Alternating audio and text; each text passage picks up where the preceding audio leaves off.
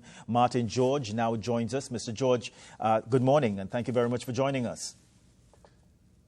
Hi, good morning to you, Martin, and good morning, Trinidad and Tobago, and good morning to all your viewers on TV6. Yeah, it's always a pleasure speaking with you, Mr. George. Well, last week in announcing Mr.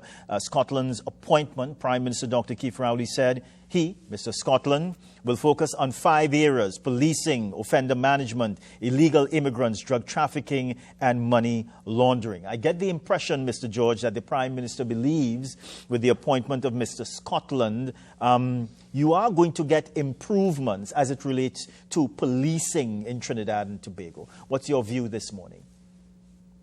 Well, I mean, the thing is, there are actually 5 main areas, so it's not just policing that the Prime Minister identified for Mr. Scotland. So it's quite a heavy portfolio that is being put there for him. And, of course, the expectations will be very high on him in terms of some sort of change or turnaround. So, because people have been clamoring, and, I mean, I think the record is there, speaks for itself, as to what has been happening with the Ministry of National Security and in terms of, the current state of lawlessness in the country. So with Mr. Scotland's appointment, of course, people are expecting that some change will come about. And of course, it's up to him to show how he is going to deliver on this. One thing I can say, Marlon, and I mean, I'm now putting on my Tobago Business Chamber hat, is that Mr. Scotland did actually reach out to me yesterday, and we had quite a long discussion, because he says he's particularly concerned about Tobago and the crime situation in Tobago, and he said he intends to have a meeting with stakeholders in Tobago. He wants to come across because he's trying to see how he can help to bring Tobago back to make it the safe, serene sanctuary it once was. So at least, he has been proactive in that regard, and I look forward to that meeting, because we of the Tobago Business Chamber, of course, are very keen on any steps that could reduce crime and criminality in Tobago and, of course, in Trinidad and Tobago generally. Yeah. And speaking about the areas that the Prime Minister would have spoken about: policing, offender management, illegal immigrants, drug trafficking, and money laundering, there has been a level of optimism. Read the appointment of Mr. Scotland to this position. Do you share that optimism? Well, the thing is, Keith does bring to the table, I'm sorry for referring him that way. The minister brings to the table, of course, he's a colleague, so, yes. He does bring to the table, a certain skill set in terms of his interaction with people. I saw that he went down to, I think it's Sea Lots, and he was speaking there with the residents. I know that he has been interacting personally with the residents in Beetham. He has staged some events there, and he's also, of course, the MP for the Spain South. So I think that level of interpersonal dealing is going to help a lot in the sense of restoring some of the public's trust. Of course, he has now to deliver on it, so reaching out and having that rapprochement is the first step. But of course, after that, you need now to deliver on it to ensure that you start putting back the building blocks to restore the public's confidence, not just in the police service, but in the whole idea of national security. Because, Marlon, the reality is that right now, we are all living in a state of national insecurity. The funny thing, Marlon, you know how it is. When you travel, you go abroad, you go to different countries, you actually are able to relax. You're able to breathe a sigh of relief. You feel more comfortable. But then when you get back, you touch down in Piaco, you're driving out of the airport. You have to be looking behind you to see if anybody's following you. Look at that young lady, the worker from Scotiabank. How do you justify these kind of acts? Look at the shooting that occurred yesterday in St. Anne's. I mean, this is the news I was greeted with as I touched down in Piaco last night, because I myself came back in last night. And, as I landed, these are the two main items. A young mother of two murdered, in the most gruesome manner. So, there really needs to be a turning back and a resetting of the clock. And I'll tell you this, Marlon, one of the things that I have always said is that, look, while it's easy for us to, just use a carte blanche approach and write off the entire younger generation and say, well, they're all, cruel, sadistic beasts roaming the country, causing murder and mayhem. Marlon, there are so many good, talented, vibrant young people. And I think we need to tap into that as a resource. And we need to go out there in the communities, meet with them, treat with them. Let me tell you, it is possible to change people's mindsets.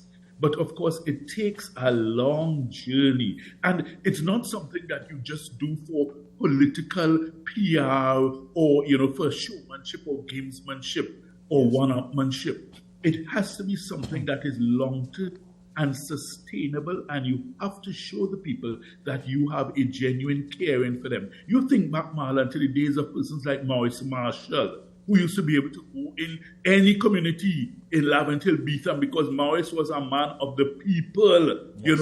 Even on the UNC side. You think of somebody like Sadiq Bash. Sadiq was a saltfish, a people person. Sadiq could go anywhere in Beetham, Laventille, because he was a man on the ground who used to relate to the people. So I think if Mr. Scotland at least leverages that element and, starts to go there, build up that communication, build up that level of trust.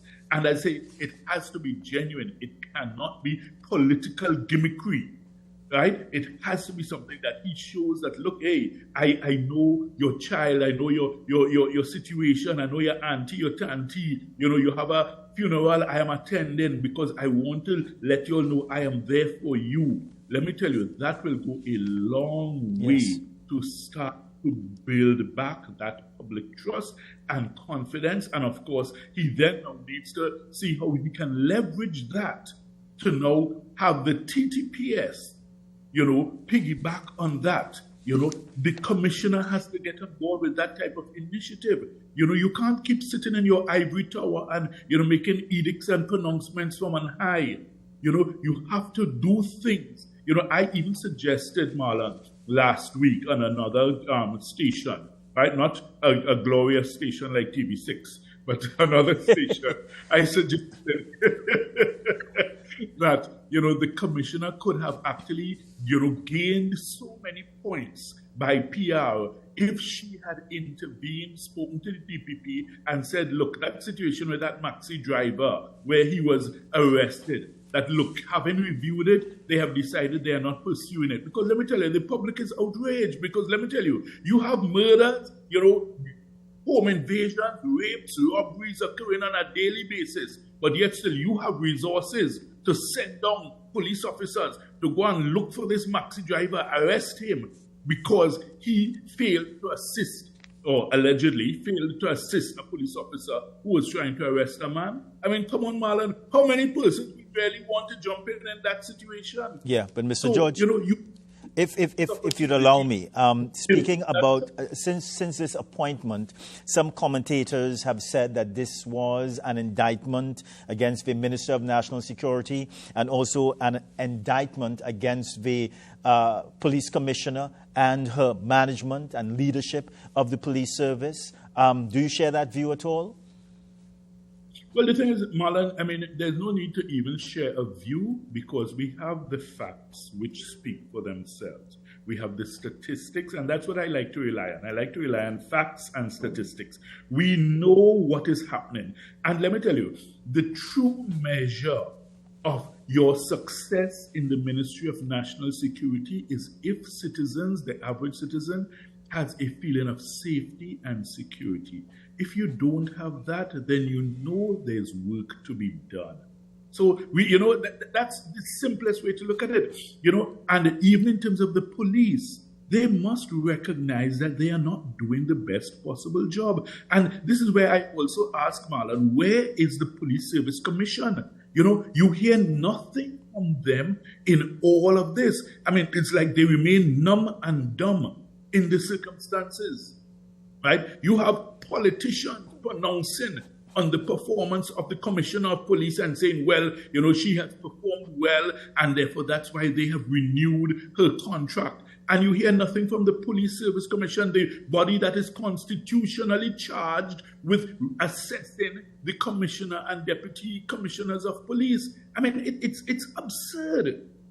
What have they to say about it? What metrics have they put in place to say, well, okay, look, we have measured and we have found that she is good, bad, indifferent, whatever? They need to come out and say something. They need to ensure that they are convincing the public that they are taking the steps to try and ensure that there is maximum productivity, efficiency, and effectiveness within the police service. Otherwise, they themselves are failing in their jobs.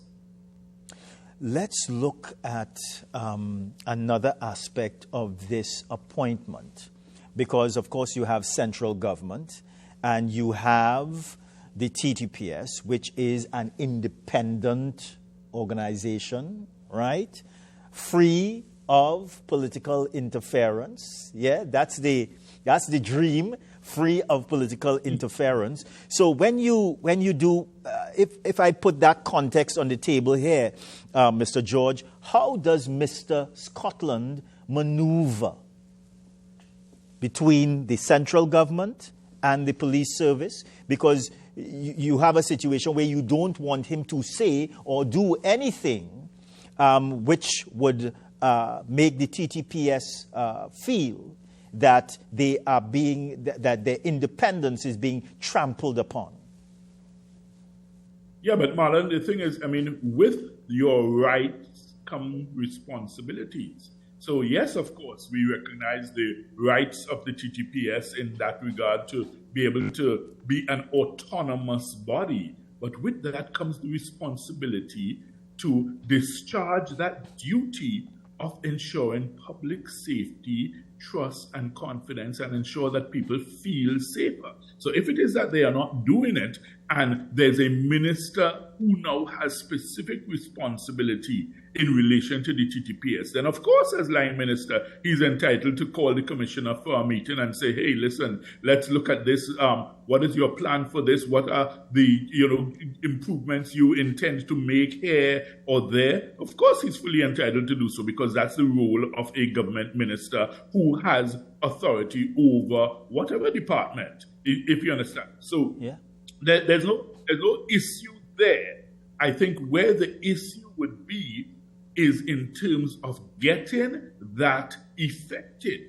Because having done so, I mean, he can't micromanage the police service. We have to understand that.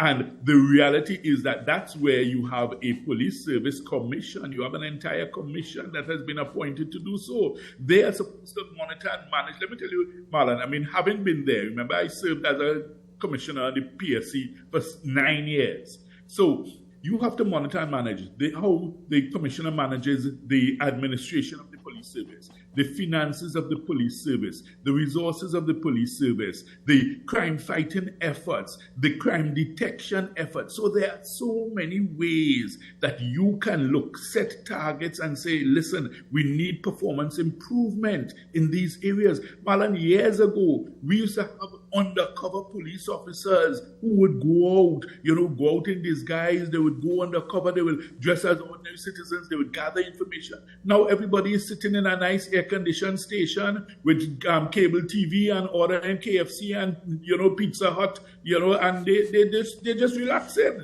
if you understand me. And then, when you call in about an issue, they're telling you, well, look here, you can't come down to the station and make the report. We can't come out to you. We have no vehicles. We have no this. We have, the whole culture of the organization needs a shake-up, Marlon.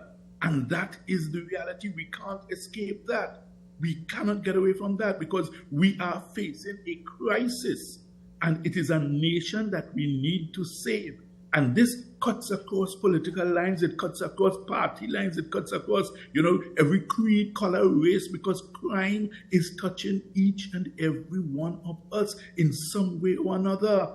And we have to recognize that if we don't stem this tide, we are going to be left in a scenario where we are past the tipping point. Remember the author Malcolm Gladwell, his seminal book, The Tipping Point. We are fast approaching that tipping point in Trinidad and Tobago. So we have to recognize that, look, the time is now, and we certainly don't need the gimmickry, right? The political showmanship that has taken place over the years. We need firm, decisive, sustained action to try and deal with this and treat with this. And let me tell you, the population will get on board, They will get on board once you show them that you are serious and that you are not just about scoring political points. And, the folly that occurs, between our politicians, with the tit for tat and, the name calling and that needs to stop when it comes to dealing and treating with issues of crime and criminality in Trinidad and Tobago, because all of us will be losers in the end, and it's going to end up being a race to the bottom in terms of our crime situation. Mr. George, I just have one more minute and one more question, really. Is it your view that the police, the government, the police, the THA, that they are doing everything in their power to deal with the crime situation in Tobago in a decisive way? Because, of course, there were talks recently where it was felt that we would see a great improvement. But we have seen incidents of crime continue in Tobago. So, again, what's your view as it relates to how this matter is being managed and dealt with in Tobago? Well, clearly they are, because you look at this scenario where Tobago is now up to, I think, maybe about 16 murders for the year. Tobago had its first quadruple murder this year. In its, existence, more than a century of existence, Tobago has never had that. You had a quadruple murder in a small island of 60,000 people. In fact, at that point, the murder rate per capita for Tobago was actually higher than Trinidad. Think of that, Marlon. Let that sink in. The place where we are supposed to feel safe and secure and serene, a sanctuary, is turning into a murder capital. So clearly enough is not being done. And I have suggested in many ways that, they can do things that are effective. If you are talking about illegal guns, there are too many illegal guns in Tobago.